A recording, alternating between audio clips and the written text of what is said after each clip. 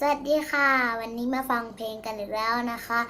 วันนี้เป็นเพลงเกี่ยวกับอีสานนะคะชื่อเพลงว่าทานหมายาหัวซากันนะคะของพี่เนสกาแฟนะคะเนสกาแฟไปฟังกันดีกว่าว่าน้องสตางค์จะร้องเป็นยังไงถ้าผิดเพี้ยนก็ต้องขออภัยด้วยนะคะน้องสตางค์เป็นลูกอีสานแต่พูดไม่คล่องไปฟังกันดีกว่าค่ะว่าจะเป็นยังไงไปเลย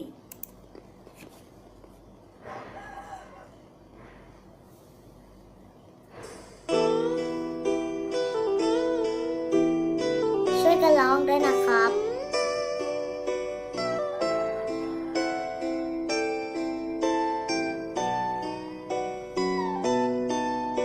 คันเห็นเขาดีกว่าน้องไอ้บ่ต้องมาหัวซากันจบความสัมพันธ์เฮาสองคนคันเห็นเขาดีกว่าน้องไอ้บ่ต้องมาฟื้นมาทนให้อ้ายไปกับคนที่อ้ายเลือกเองโอ้ยอย่าหัวซากัน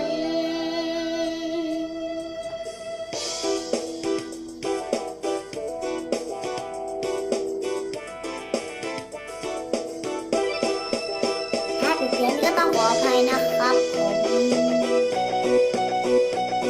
ไม่ทะเลาะกันนะคะเป็นแต่วันที่อายจากไปหัวใจน้องเจ็บเหลือแสน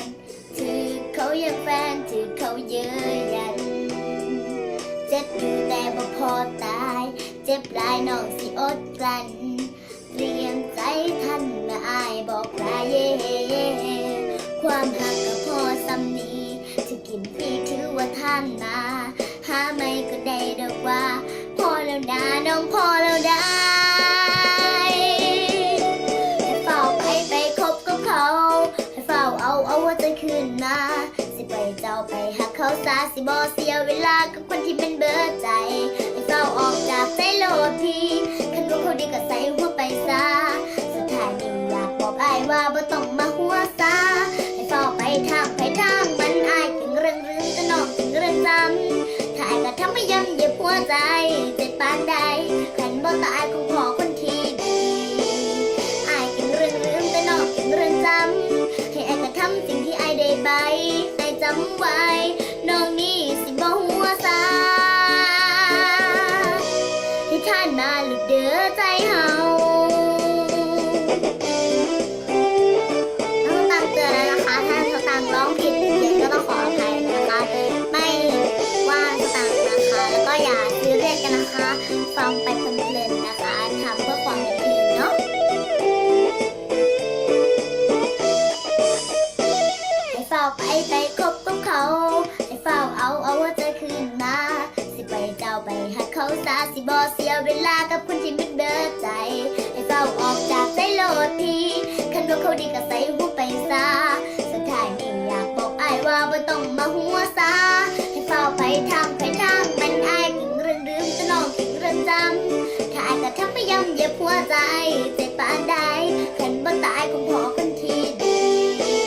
อ้ายถึงเรื่องลืมแต่น้องถึงเรื่องจำให้อ้ายก็ทำสิ่งที่อ้ายได้ไปให้จำไว้น้องนี่สิบ่หัวซาให้ท่านมาหลุดเดือใจเฮาอ้ายถึงเรื่องลืมแต่น้องถึงเรื่องจำถ้าอ้ายก็ทำไม่ย้ำเหยียบหัวใจเจ็บปานใดคันบ่ตายคงพอกันที่ดี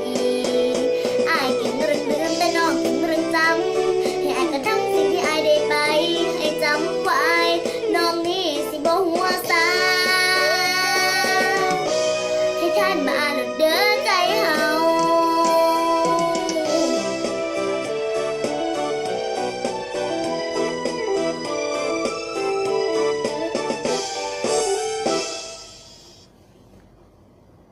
เป็นยังไงบ้างครับแมวเป็นยังไงบ้างคะถ้าชอบก็กดไลค์กดแชร์กด Subscribe ให้น้องสตังค์ด้วยนะคะ แล้วก็อย่าลืมกดกระดิ่งมุ้งมิ้งกุ้งกิ้งตรงนี้ด้วยนะคะ เพื่อจะได้คลิป เจอคลิปใหม่ของน้องสตางค์เร็วคนแรกเลยนะคะ นี่พูดผิดหรือพูดถูก วันนี้สตางค์ก็ต้องขอลาไปก่อนนะคะ สวัสดีค่ะ บ๊ายบาย แฮ่